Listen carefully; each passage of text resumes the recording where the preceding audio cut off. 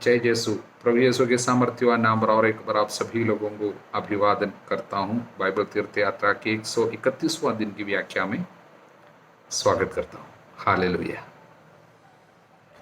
मनन के लिए आज हमें सामुएल के पहले पुस्तक के 25 और 26 अध्याय, स्तोत्र संज्ञा 89 और रोमियो के अध्याय 14। हालेलुया। 25वां अध्याय सामुएल का पहला ग्रंथ, पहला वचन, सामुएल की मृत्यु हो गई। प्रियजनों, इस बहुत ही सामर्थ्यवान प्रभु भक्त का, इस पवित्र पुरोहित का और सामर्थ्यवान शक्तिशाली नबी का जीवन के अंत को एक ही शब्द में रखें। बाइबल की एक विशेषता है, यहाँ पर लोगों की मृत्यु को बहुत महत्व नहीं दिया गया था, एक या दो शब्द में, या कभी उसके विषय में कुछ बोलता भी नहीं, या नहीं तो अधिक से अधिक एक दो शब्दों में इसको सीमित कर देते हैं। लेकिन जीवन के बारे में, उनके स्वभाव, उनकी सेवा, ये सब बहुत ही विस्तार से लिखा गया है। लेकिन प्रभु ईसा मसीहा में ये सब कुछ बदलता है। उनके मृत्यु को अधिक महत्व दिया है। हालेलुया। बहुत विस्तार से मृत्यु की एक एक बात इसलिए लिखे गए हैं, इसकी मृत्यु ने, उसकी मृत्यु ने, प्रभु यीशु की मृत्यु ने अन्य सभी लोगों की मृत्यु को सार्थक जीवंत बनाया। हालेलुया। ईसा मसीहा में ही बाकी लोगों की मृत्यु को सब अर्थ मिल जाता है, क्योंकि उसी की मृत्यु ने सब कुछ को बदल डाला। उसकी मृत्यु ने हम सभी लोगों के जीवन को सार्थक बनाया। उनकी मृत्यु के कारण हम सभी लोगों के पाप क्षमा हुई। हम सभी लोगों के कारण उसकी मृत्यु हुई, जिससे हम सब जीवित रहे, हम सब पाप में ना मरे। इसलिए उनकी मृत्यु को बहुत महत्व दिया है। हालेलुया। इसके तुरंत बाद इस अध्याय में नाबाल की पत्नी अबीगैल की एक घटना हमारे सामने रखे गए हैं। इस स्त्री की विशेषता समझदार और सुंदर, परंतु पति चिड़चिड़ा और दुष्ट, साथ में वो मूर्ख था। कारण नाबाल का अर्थ इब्रानी भाषा में मूर्ख, फूल। साथ में बड़ा धनी था, उसके पास 3000 भेड़े, 1000 बकरियां थी। इसलिए एक धनी, मूर्ख और दुष्ट, चिड़चिड़ा आदमी की पत्नी, वो सुंदर, समझदार, तो पारिवारिक जीवन कितना तकलीफ में होगी उनका, हम सोच सकते हैं। लेकिन इस स्त्री की विशेषता, उसने अपने जीवन को और अपने भविष्य को या अपने किस्मत को कोसते हुए कभी नहीं बैठी, बल्कि बहुत सुंदर कुछ फैसलाएं और कुछ समझदार शब्द और उत्साहपूर्ण कुछ कार्य इनसे हमें देखने को मिलते हैं। देखिए, एक व्यक्ति के जीवन की अच्छाई, सच्चाई, भलाई और वास्तविकता उसके जीवन के सबसे आराम और आसान समय पे नहीं, बल्कि उसके जीवन के कठिन और मुश्किल समय में बाहर आते हैं। ये सच में अबीगैल पर सार्थक होती है। हालेलुया। देखिए, यहाँ पर एक घटना होती है।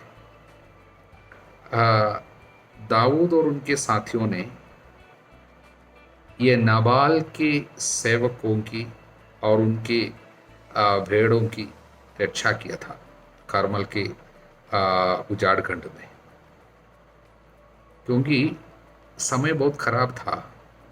शत्रु बराबर आया करता था चुराने के लिए, और जितने भेड़े और कुछ संपत्ति जो कुछ भी रह जाते थे, शत्रु लोग आकर ले जाते थे। इसलिए निर्वासन के समय दाऊद और उनके साथी लोग कैसे जीवन बिताते थे, ऐसा कार्य करता था। कुछ चरवाह होंगे और उनके पास जो भी है और उनके भेड़ बकरियां हैं, उनकी सब वो रखवाला करता था, मतलब संरक्षण देता था शत्रु से। इसलिए हम पर बताया गया है कि हमने जब तक आपके चरवाहे हमारे पास रहे, हमने उनके साथ दुर्व्यवहार नहीं किया। करमल में रहते समय उनकी कोई हानि नहीं हुई। अपने नौकरों से पूछिए तो वे आपको बताएंगे। इसलिए वो कार्य अच्छा से किया। इसलिए दाऊद के द्वारा नाबाल और उनके परिवार की काफ़ी मदद हुई है। अभी क्या है, दाऊद को पता चला कि नाबाल अपनी भेड़ों का ऊन कटवा रहा है। ऊन कटवाने का समय जो है त्योहार का जैसा है, क्योंकि उस समय अच्छा पार्टी होते थे, खाना सभी लोगों को खिलाते थे, क्योंकि ऊन कटवाना मतलब पैसा कमाने का वो समय है, तो कुछ पैसा उस समय आता है तो अच्छा से खर्च करते थे, त्योहार जैसे मनाते थे। जब दाऊद को पता चला इनके पास जो 3,000 भेड़े हैं, तो उनके जब ऊन कटवाने के समय में अपने कुछ साथियों को दाऊद ने उनके पास भेजा, ये बताने के लिए कि हमको पता चला आप अभी आपके भेड़े मुड़वाई जा रही है, इसलिए हम अपने दोस्तों को, अपने साथियों को भेज रहे हैं। आप जो दे सकते हैं उसे कृपा कर अपने सेवकों और अपने पुत्र दाऊद को दीजिए, क्योंकि वो समय का वो समय के अनुसार ये कार्य अनिवार्य था और लोग ऐसे ही किया करते थे। लेकिन ये आदमी ने, जिसका नाम नाबाल है, उसने ना कुछ दिया बल्कि बहुत बुरा भला कर भी भेजा, बेइज्जती करके भेजे। दाऊद के बारे में भी कुछ कुछ बता दिया और भेज दिया। तब दाऊद क्रोध में आ गए। बदला चुकाने के लिए उसने एक ठान लिया अपने अंदर, कल तक उनके कोई भी लोग इस दुनिया में नहीं रहेंगे, सबों को मार डालने का निश्चय लिया और तलवार सब लेकर जा रहे हैं। उस समय इनकी पत्नी अबीगल को जब पता चला कि दाऊद आ रहे हैं, उसने तुरंत कुछ कार्य किया। उसके विषय में हम इस पे पढ़े, मैं उस पर पूरा नहीं जा रहा हूँ, लेकिन उस स्त्री ने, उस महिला ने प्रभु की एक आत्मा की प्रेरणा से, क्योंकि उसके अंदर प्रज्ञा थी, प्रज्ञा पवित्र आत्मा का कार्य, उसने जो कार्य किया उसमें से हमको कुछ 5 संदेश मिलते हैं, उसे हम जरा देखेंगे। हालेलुया। पहला संदेश यही है, प्रज्ञा जिसके अंदर है, ईश्वर की प्रज्ञा, वो व्यक्ति को डर पीछे नहीं हटाएगा। डर, चिंता, उत्कंठा एक ऐसी चीज है, अनेक लोगों को आगे बढ़ने से रोकती है, लेकिन ईश्वर की प्रज्ञा है, वो व्यक्ति आगे ही बढ़कर जाएगा, समय पर फैसला लेगा। अभी हम देखते हैं वचन 18, अबीगैल ने तुरंत, जब उसको पता चला कि विपत्ति आ रही है, थोड़ी ही समय में अगर रुक जाती, अगर वो फैसला नहीं लेते तो बड़ी हादसा होती। तुरंत फैसला लिया। और क्या फैसला ले रहे हम वचन में देखते हो, 200 रोटियां, 2 कुप्पे में अंगूरी, 5 पकाई हुई भेड़े, 1 मन भुना अनाज, किशमिश के 100 गुच्छे, या सब अंजीर की 200 डलियां गधों पर लाद कर जा रहे। तुरंत परेशानी और विपत्ति जो सामने है उसकी ओर आगे वो जा रहे हैं। मतलब दाऊद अस्त्र शस्त्र सब लेकर आ रहे हैं, उनके ओर बढ़ रहे। एक महिला अकेले, हिम्मत है, क्योंकि डर बिल्कुल नहीं है। ईश्वर की प्रज्ञा जिसको प्राप्त है, समय पर फैसला लेगा।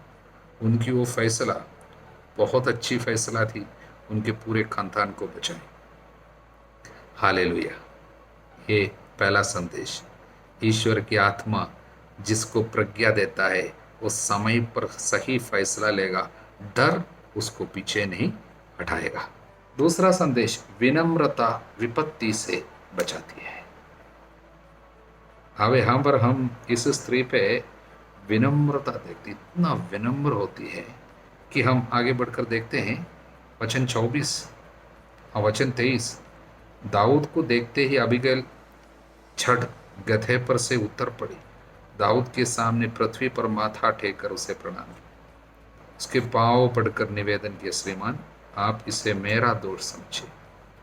जो गलती उसकी नहीं थी वो अपने ऊपर ले रही है, अपने परिवार के लिए, अपने पति के लिए, अपने लोगों के लिए, सब वो माफी मांग रहे हैं। मैं आप अपनी दासी को कुछ भी नहीं करने दें। अपनी दासी की बात पर ध्यान दे, कैसे अपनी दासी, विनम्रता से भरा हुआ शब्द अक्सर विपत्ति को दूर कर देती है। प्रज्ञा होने के कारण ही विनम्रता आती है। इसलिए बहुत ही दीनहीन होकर बहुत सुंदर शब्द इसने जो कहा, विपत्ति को ठाल दी। हालेलुया। ये दूसरा संदेश। तीसरा संदेश यही है, हमारे शब्द, हमारे मुंह से निकलने वाला शब्द और हमारे आचरण बहुत शक्तिशाली है। समय पर, सही समय पर बताए गए सही शब्द अनेक लोगों की जान को बचा सकता है। सच में यहाँ पर हम वचन 23 से लेकर 31 तक अबीगैल का शब्द सुन रहे हैं। शायद पुराने विधान में पहली बार एक स्त्री के मुंह से इतने लंबे हमें शब्द सुनने को मिलते हैं, और इनके शब्द बहुत परिपक्व शब्द है। कोई भी गलत शब्द इस पर नहीं है, सटीक शब्द। और इसमें ज़्यादातर शब्द जो है कि वो भविष्यवाणी की तरह शब्द है। उदाहरण के लिए वो कह रही है, वचन 28 और 29 में पढ़ते, अपनी दासी की भूल क्षमा करे, प्रभु श्रीमान का वंश बनाए रखेगा। आप प्रभु के नाम पर ही लड़ रहे हैं, क्योंकि आप प्रभु के नाम पर लड़ रहे हैं। आप में आपके जीवन भर कोई दोष न पाया जाए। यदि कोई आपके प्राण लेने के लिए आपका पीछा करता है, तो श्रीमान के प्राण प्रभु के पास जीवितों के बस्ते में सुरक्षित रहेंगे, और प्रभु गोफन से आपके शत्रुओं के प्राण दूर फेंक देगा। हालेलुया। इसलिए बहुत सुंदर शब्द इनके मुंह से निकलते हुए हम देख रहे हैं। और वचन 30 और 31 जो है वो दाऊद के लिए एक बहुत ही ऐसा शब्द निकला कि उनके लिए सच्चाई दिखाई दिया। मतलब उनकी भूल को प्रभु ने इस स्त्री के द्वारा सामने लाया। वो एक बड़ा पाप कर रहा था, निष्कलंक अनेक लोगों का गुस्से में, क्रोध में आकर अचानक जो फैसला लिया, वो अनेक निष्कलंक लोगों का जान इनके हाथों से लेने वाला था। इस खून खराबा से प्रभु ने उनको बचा डाला। हालेलुया। यहाँ पर हम देखते हैं कि प्रभु ने आपको खून करने और स्वयं बदला लेने से रोका है। और वचन 30 और 31 में हम पढ़ते हैं, तो श्रीमान के लिए इसके कारण आत्मभर्सना या पश्चाताप का कोई कारण ना हो कि उन्होंने अनावश्यक रक्तपात किया या स्वयं बदला लिया। अब प्रभु ने श्रीमान का कल्याण किया होगा, तो आप अपनी दासी का भी ध्यान रखें। तो इसमें से हमको जो सुनने को मिलते हैं, इस स्त्री के परिपक्व शब्द दाऊद को भी बचाया पाप से, विपत्ति से। नहीं तो ये बहुत बड़े एक निष्कलंक लोगों का खून गिराते हुए बड़ा पाप करता। प्रभु को वो बातें अच्छा नहीं लगता। इसलिए इस स्त्री के द्वारा, उनके शब्दों के द्वारा अनेक लोग बच गए। यहाँ तक कि राजा दाऊद चुने हुए एक व्यक्ति को भी प्रभु स्त्री के द्वारा बचाया, उनके शब्द। इसलिए जिस व्यक्ति पे पवित्र आत्मा की प्रज्ञा काम करता, उनके शब्दों पे अनेक लोगों को बचाने की ताकत है। हालेलुया। चौथा संदेश क्या है? अबीगैल ने जो शब्द बोला 23 से लेकर 31 तक वचन में, 7 बार वो प्रभु का नाम लेती है, प्रभु का नाम लेती है। देखिए, ये इससे हमको संदेश मिलता है कि वो स्त्री के अंदर कितना विश्वास रहा, कितनी धार्मिक स्त्री थी, प्रभु को कितने प्यार करते थे, प्रभु पे उनकी आस्था जो थी। इसलिए जाके हिम्मत के साथ अकेली आई और बड़े एक विपत्ति को उठाल रही है, दूर कर रही है, और प्रभु के नाम से ही वो बात कर रही है। इसलिए बराबर प्रभु का नाम बोल रहे हैं। हालेलुया। और पांचवी बात ही है, याद रखना, प्रभु ही हमारे लिए युद्ध करे। प्रभु युद्ध करता है, युद्ध प्रभु का है। इसलिए क्या है, प्रभु ने इस स्त्री के लिए कार्य किया।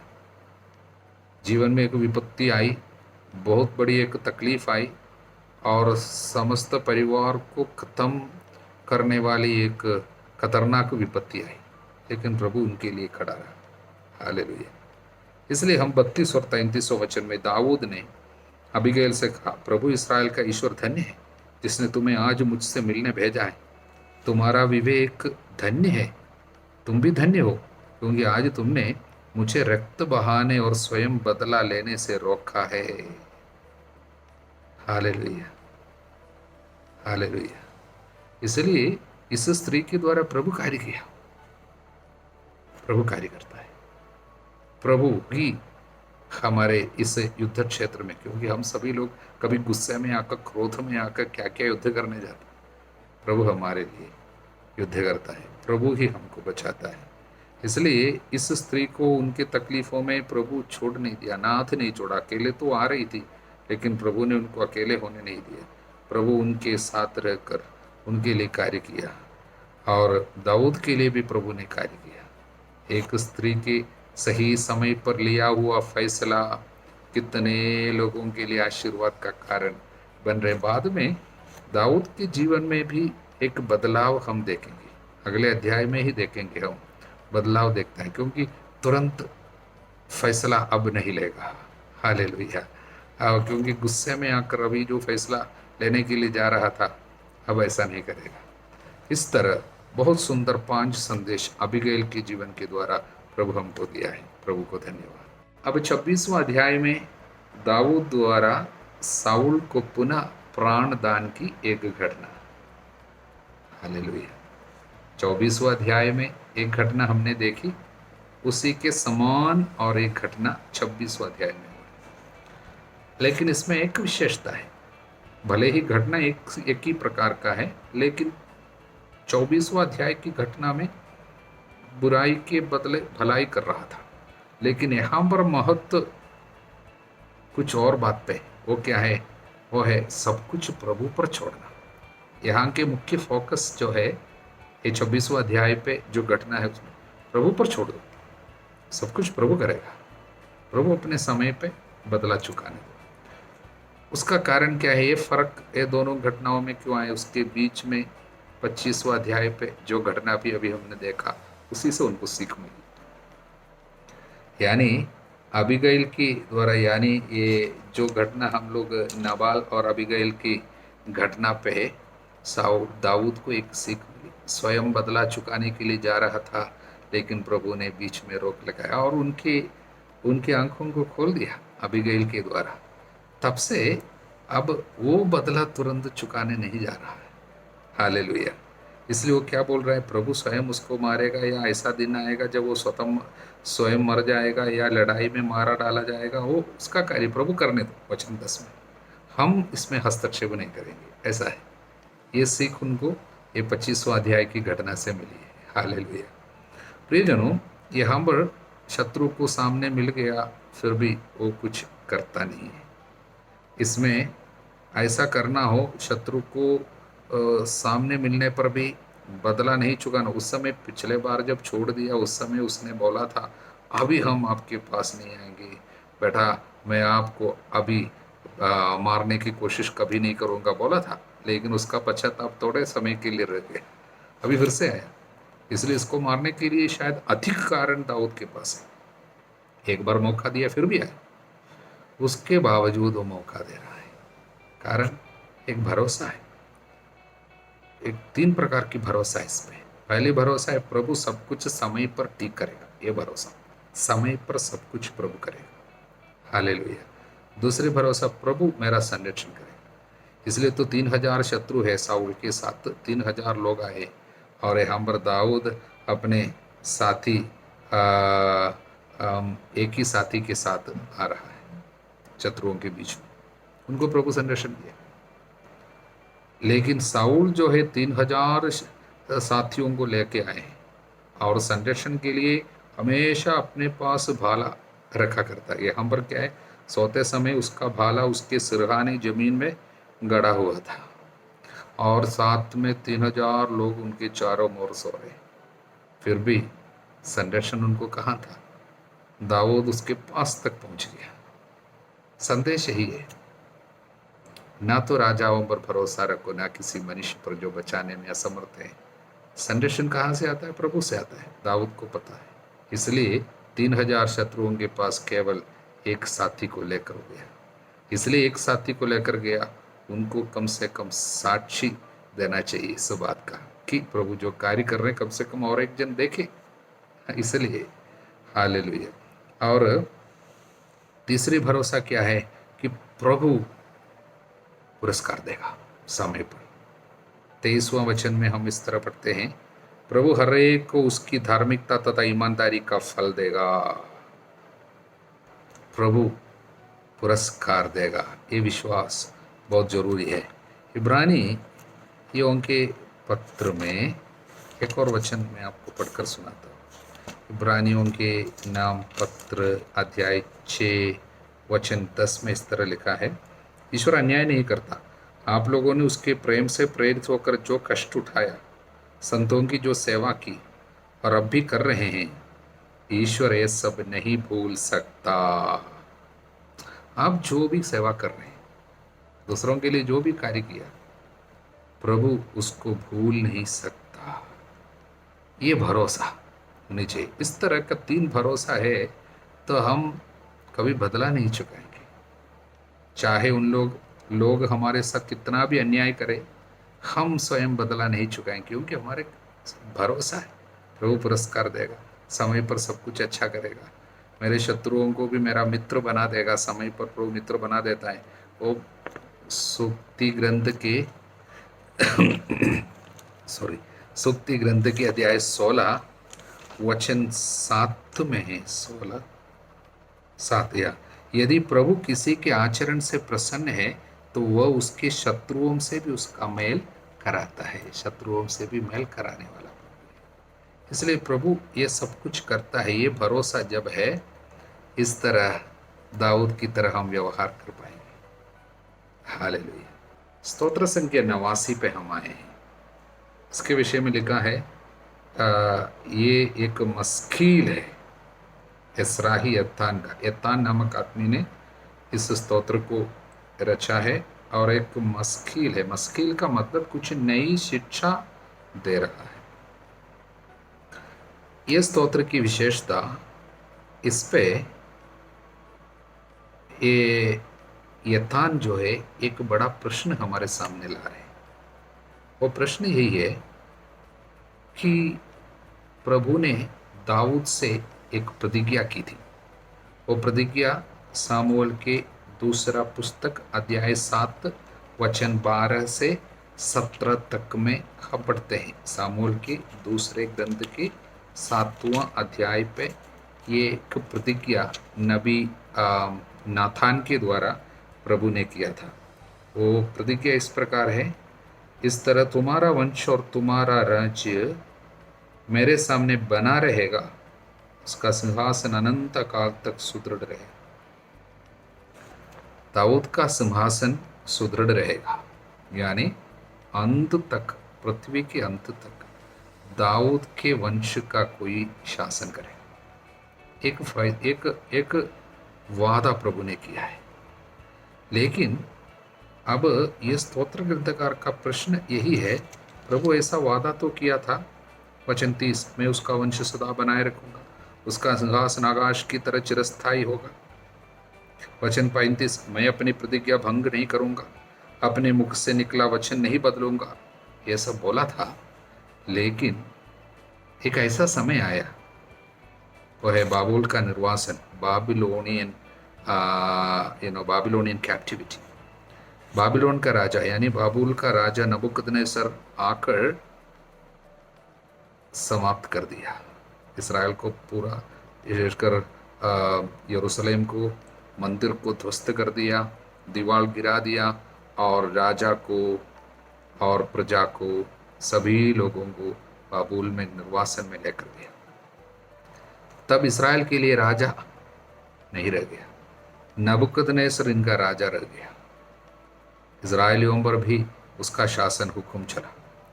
ऐसी स्थिति में इस स्तोत्र की रचना हुई है। तब ये स्तोत्र ग्रंथकार पूछ रहे हैं, प्रभु ने ऐसा वादा किया था, लेकिन क्या हुआ? वचन 39, तूने अपने अभिषिक्त को त्यागा, उसे अपमानित होने दिया, उस पर अपना क्रोध प्रकट किया। तूने अपने सेवक के प्रति अपनी प्रतिज्ञा को भंग किया। तूने उसका मुकुट धूल में दूषित होने दिया। तूने उसकी चारदीवारी गिरा दी, उसके गढ़ खंडहर बना दिए। यरूशलेम की बात है, खंडहर बना दिया। ऐसा क्यों प्रभु, कब तक? क्या तू सदा के लिए छिप गया? 47वां वचन, ये प्रश्न। उत्तर तो उनको नहीं मिल रहा है, फिर भी अंत में वो कह रहे हैं, प्रभु सदा सर्वदा धन्य है, आमीन आमीन। प्रभु कुछ करने दो।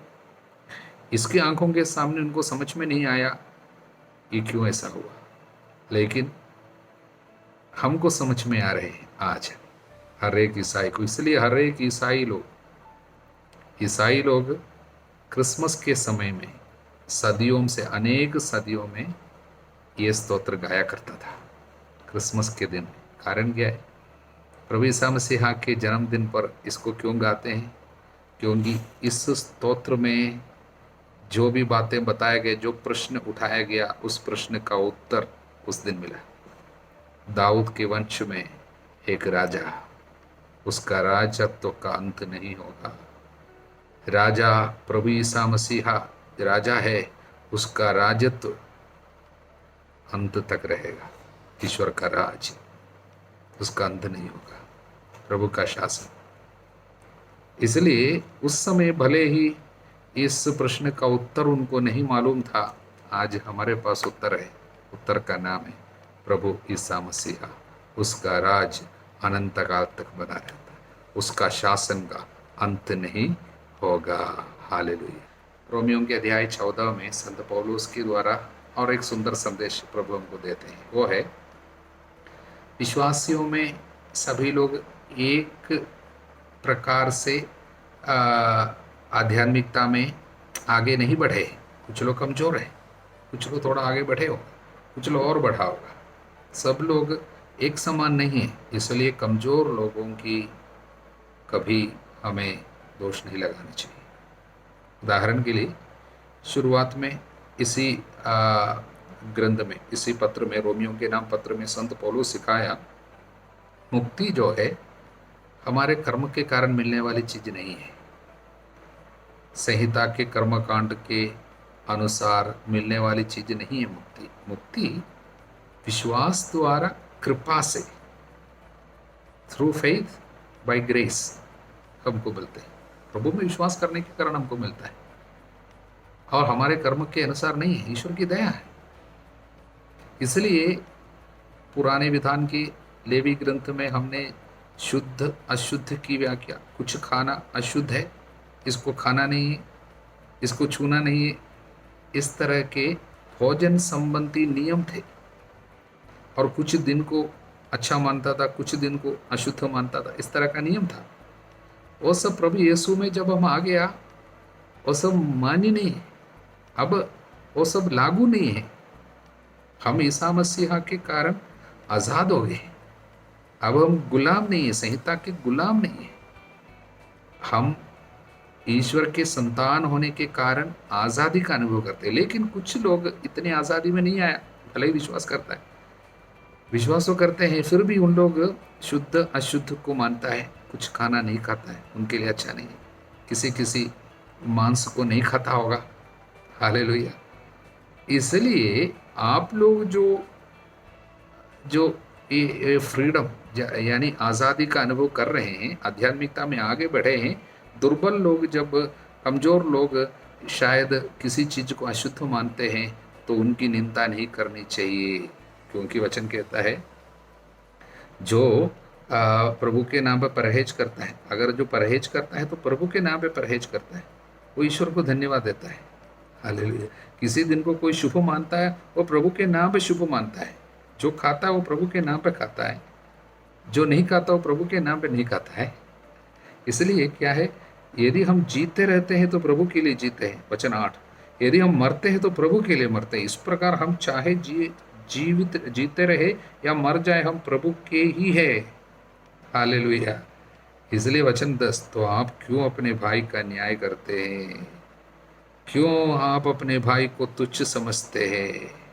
इसलिए हमें किसी को तुच्छ नहीं समझना चाहिए। नहीं खाने वाला खाने वाले पर दोष नहीं लगाए, खाने वाला नहीं खाने वाले पर भी दोष नहीं लगाए। सभी लोग प्रभु के हैं। हम सभी लोगों को प्रभु के न्यायासन के सामने खड़ा होना पड़ेगा। 12 हम इससे स्पष्ट है, हमें हर एक को अपने अपने कर्मों का लेखा प्रभु को देना पड़ेगा। इसलिए हम किसी को भी तुच्छ न समझे, अपने अंतःकरण के अनुसार हम जिए। हाँ कहता है अंतिम वचन, किंतु जो खाने के विषय में संदेह करता है और तब भी खाता है वो दोषी है, क्योंकि वह अपने अंतःकरण के अनुसार नहीं चलता। जो कुछ अंतःकरण के अनुसार नहीं है वो पाप है। इसलिए सब कुछ सिखाने के बाद वो बोल रहे अंतःकरण में एक नियम प्रभु रखा है। चलो, अंतःकरण हमको दोष नहीं लगाता है, तो इसका मतलब आध्यात्मिकता आपके अंदर स्थिर हो गया, दृढ़ हो गया, इसलिए आप फ्री हैं, गुलाम नहीं है। लेकिन जिनका अंतःकरण उनको दोष लगाता है, अभी भी वो कमजोर है, बोलता है ये नहीं खाना, उसका मांस अशुद्ध है वो नहीं खाना, तो वो अच्छा करता है, वो करने दो, उस पर दोष लगाने नहीं जाना। कितना सुंदर आध्यात्मिक संदेश संत पौलोस के द्वारा प्रभु हमको देते हैं। हालेलुया। इसलिए दुर्बल लोगों पर कभी भी दोष न लगाएं, बल्कि उनको भी आगे बढ़ने के लिए मदद करें। उनके रास्ते पे हम बाधा ना बने, बल्कि हम लोग दया करते हुए उनको भी आगे बढ़ाने के लिए मदद करें। ये सुंदर संदेश प्रभु हमको देते हैं। आप सभी लोगों को आध्यात्मिक वरदानों से प्रभु भर दे, अब सदा सर्वदा अनंत काल तक।